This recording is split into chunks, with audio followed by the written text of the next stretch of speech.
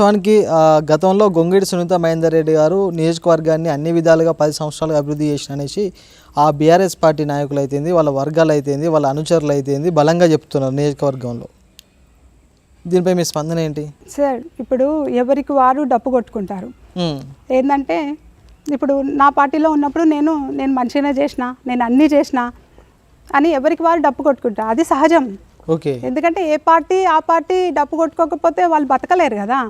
So ఆ ప్రభుత్వం ఉన్నప్పుడు నేను మంచి పనులు చేసిన, నేను అన్నీ చేసిన అని ఎవరైనా చెప్పుకుంటారు. నేనేం చేయలేదని ఎవరు చెప్పుకోరు కదా. అట్లాగే ఆ ప్రభుత్వం చెప్పుకుంది.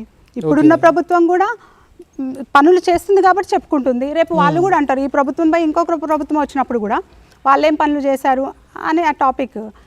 ఇది యాజ్ యూజువల్గా జరిగే ప్రాసెస్ మాత్రమే. రైట్. ప్రస్తుత ఎమ్మెల్యే ఆలేరు నియోజకవర్గ ఎమ్మెల్యే కాంగ్రెస్ పార్టీ బీర్లా ఐలయ్య గారి పరిపాలన ఏ విధంగా ఉందంటే ఏం చెప్తారు? బీర్లా ఐలన్న పరిపాలన ఎలా విధంగా ఉంటుందంటే అందరితో స్నేహభావంతో ఉంటారు, అందరినీ కలుపుకపోయే గుణం, ఒకరి త్రూ రమ్మనేది ఉండదు.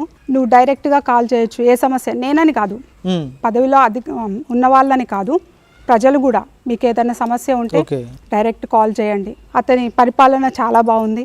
మనం ఏది అడిగినా కాదు లేదు అనకుండా దగ్గర తీసుకునే వ్యక్తి. కాబట్టి నా పర్సనల్గా అయితే అన్నను 100% ఏది అడిగినా ఇది చెయ్యనురా అనే మాట నాకైతే ఎప్పుడు అనలేదు. నేను అందుకే ఆయనను ఆలేరు టైగర్ అని పిలుస్తాను. ఎప్పుడు వచ్చినా నేను ఆలేరు టైగర్ అంటాను. ఎందుకంటే నాకు అన్ని పనులలో తను కన్సల్ట్ అవుతాను, అదేవిధంగా చేస్తారు కాబట్టి. ఓకే. ఒక ఉన్నత చదువులు చదివి ఒక యువతగా మీలాంటి వాళ్ళు రాజకీయాల్లోకి వచ్చి ప్రజాసేవ చేయడం అనేసి అది ఎంతోమందికి ఆదర్శం.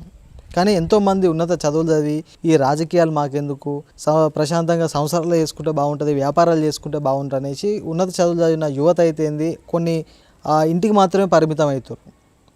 అలాంటి వాళ్ళు మిమ్మల్ని మోటివేషన్ తీసుకొని బయటకు ఏ విధంగా రావాలంటే ఏం చెప్తారు మేడం? ఉన్నత చదువులు చదివిన వాళ్ళు ఇళ్లలో కూర్చున్న వాళ్ళు చాలామంది ఉన్నారు. అలాగే జాబ్స్ చేసుకుంటున్నారు. జాబ్స్ చేసుకుంటే సరిపోతుందిలే, ఈ పదవులు మనకెందుకు, పొలిటికల్గా తిరగడం ఎందుకు, సంపాదించుకున్నామా ఉన్నామా అన్న కాన్సెప్ట్లో కొందరు ఉంటారు.